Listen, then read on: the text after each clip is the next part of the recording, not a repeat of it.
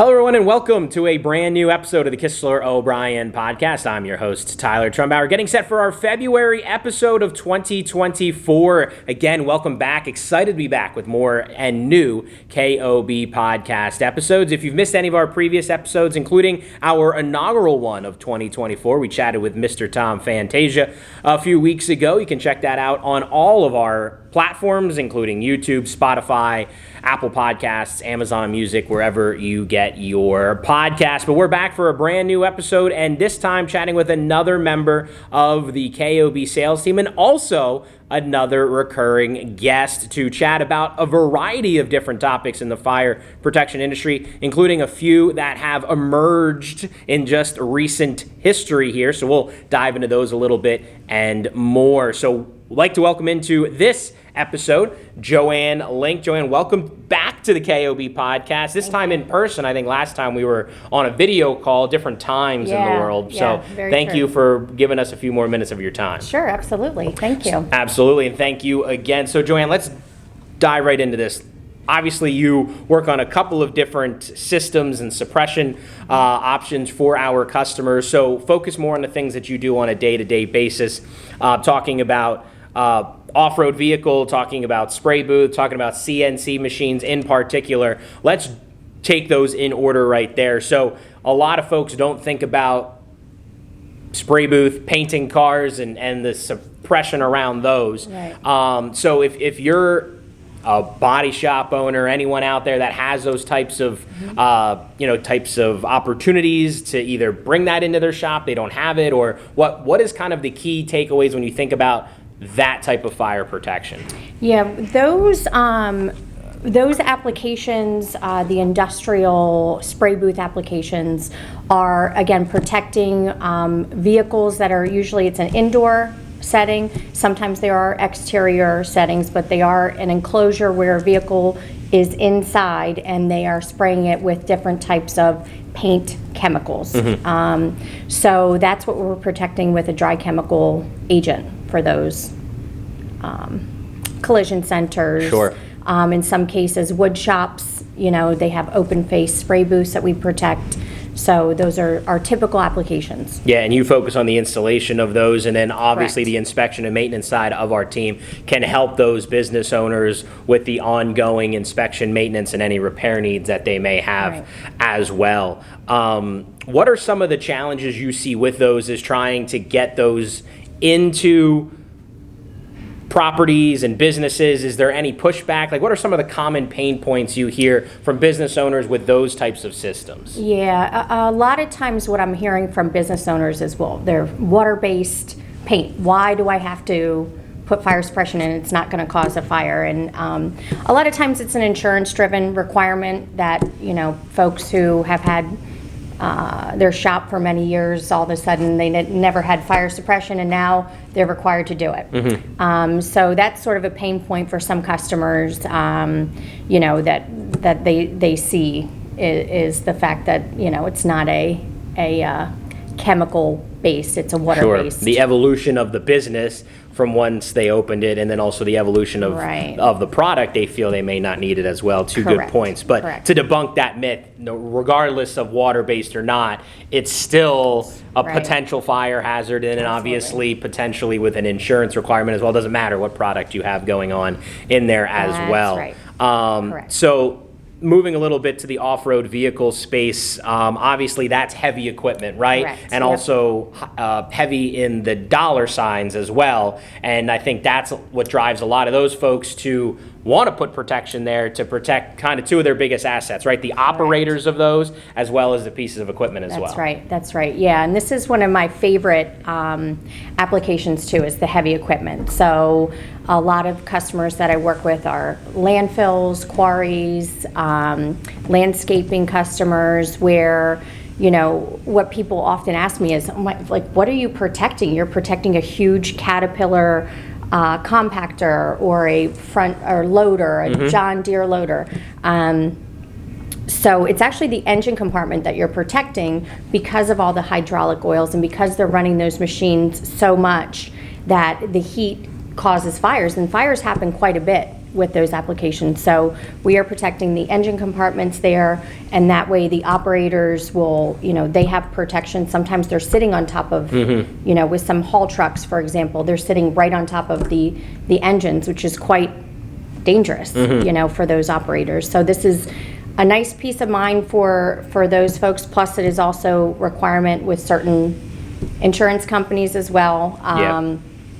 But so that's what we're doing, and there's been so many stories of so many fires that have happened with heavy equipment. So, and I guess I'll play the other side of it is like, well, why can't I just have an extinguisher right in the cab there, which I think many of them still do, to potentially do that? Why do I need to have that system? And I think your answer may be, but you can correct me if I'm wrong, is the quick action of what those systems can do, the immediate response to where you don't need a human element to respond and then have, them put themselves at risk to potentially either tame or extinguish the fire. And then also the location, like you said, out in quarries or wherever, you may be far away from others who could provide help with more extinguishers. Exactly, and that's exactly a great point right there. Is some of the applications, they're on top of a huge hill with a landfill, or they're in the middle of nowhere in a quarry. But ultimately, these systems are designed to suppress a fire and to one, save the operator's life so that they have adequate time to get off the machine, because in some cases with some of the hydraulic shovels, you're up, it's like being on top of a building. They're huge machines. So it gives them adequate time to get down, and it also suppresses the fire enough to hopefully save the machine. I mean, these are multi-million-dollar machines. Maybe change out a few components, and then you can get that machine back up and running again, because ultimately you want to avoid downtime in those applications and in those settings so that they can keep running and keep running their business and keep doing what they need to do. Right, very good point. And something now, the third of the three that I talked about before is something we don't actually spotlight too often here at KOB, but CNC machines and all the different type of intricate machines that they have in those types of settings, and the suppression that go along with that. So maybe I'll just let you kind of paint the picture for us, because to a lot of our viewers and listeners, it's not something we talk about often, so this may be completely new to them as well. Right, yeah. So CNC machines and EDM machines, so that's completely different from going to a landfill and a quarry, where you're in a machine shop and they are also running those machines equally as hard. In some cases, they're running lights out, and they're cutting metal. So if you think about the medical industry, different tools that they use, that they need to spit out tons and tons and tons of these tools. Bullets, those are just a couple examples. And what happens is with the tools, you're cutting, and they're actually cooling with oils. So, and these oils are very highly flammable oils. So again, another industry where you're seeing a lot of fires.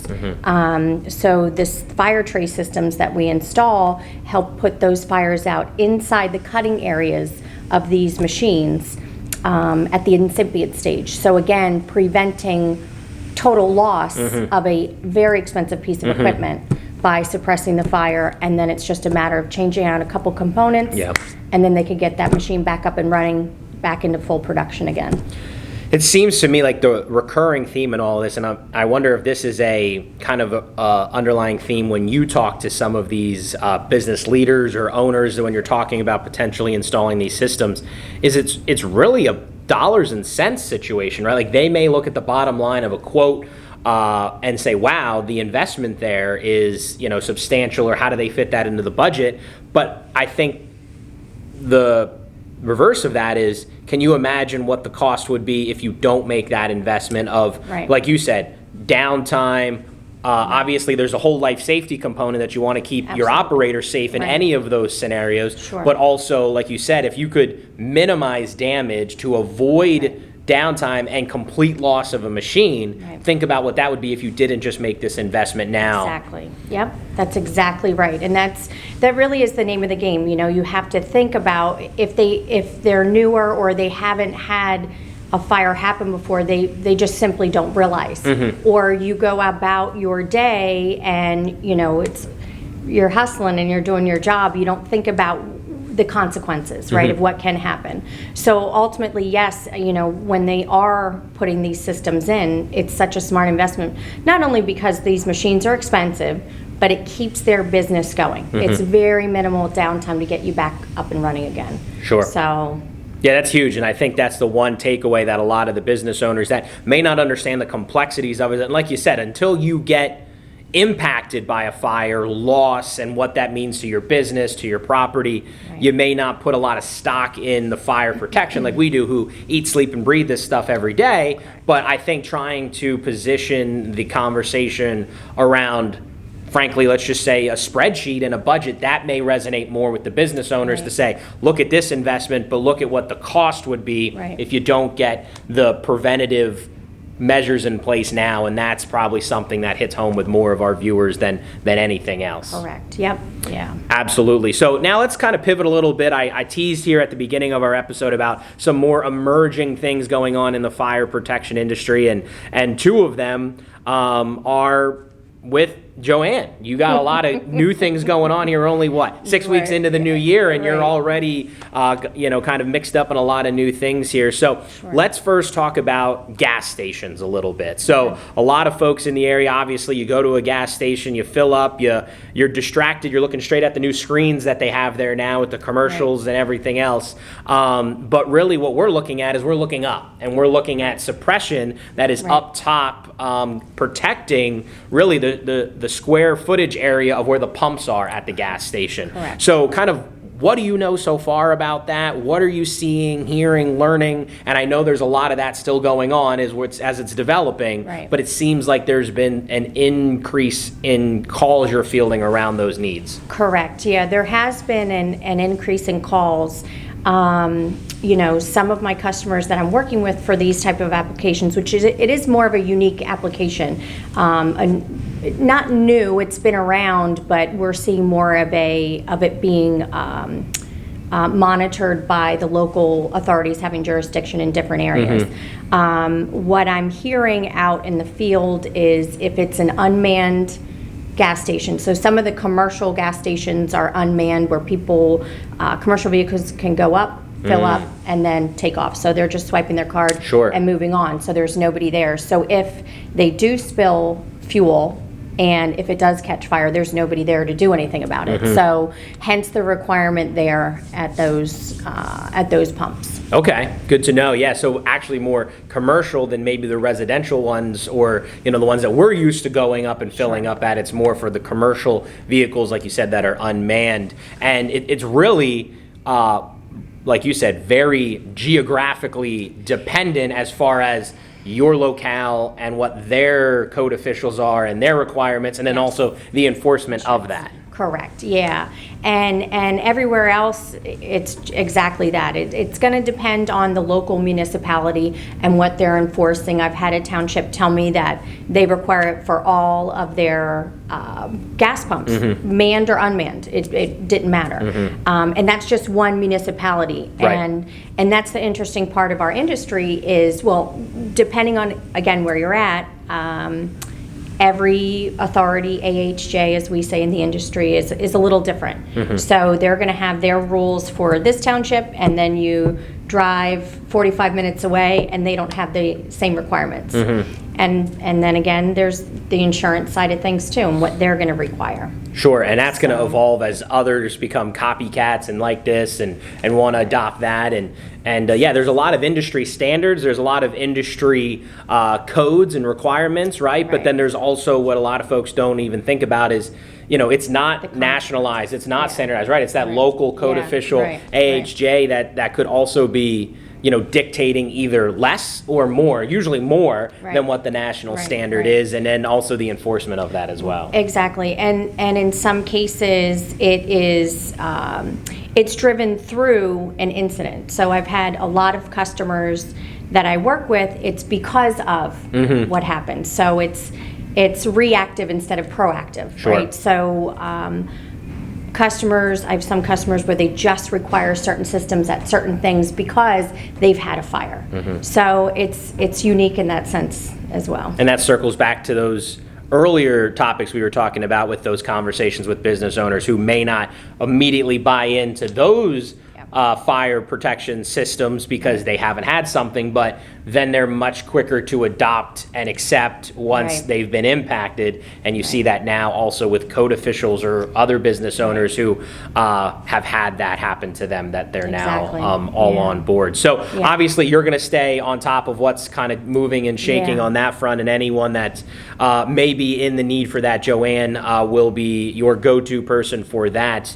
So one last other emerging thing that's taking place is we talked about off-road vehicles a little bit, but now vehicles on the road that are industrial or commercial as well, but the more type of trash collecting vehicles that are more in the residential area that are doing the curbside pickups.